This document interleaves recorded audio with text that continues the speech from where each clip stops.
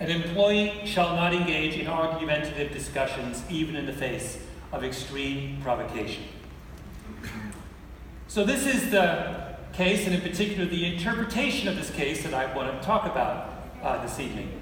Because in the way that, if you look at the way that that case was discussed 2 summers ago, it was really about this point. It was about a cop who didn't know how to handle a socially complicated situation, who wasn't socially gifted enough and mature enough and emotionally sophisticated enough to know that he was dealing with someone who was not happy with the way she had been pulled over, and who allowed that disagreement to escalate into an unnecessary confrontation. Okay? That was the way that we diagnosed what went wrong with that case.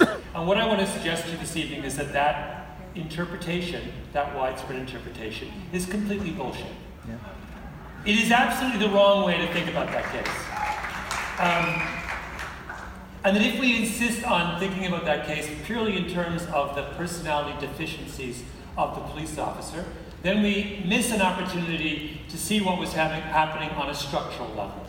And one of my frustrations with American politics at the moment is that every time we are given an opportunity to examine a problem on a structural level, we tend to turn it down.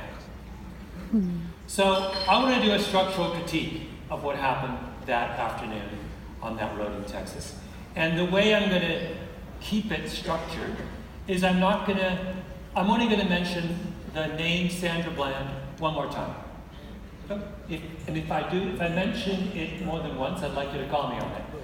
I think the best way to understand what happened between those two people that afternoon in Texas is to keep the two people out of it and to talk about the nature, the structural nature of their confrontation.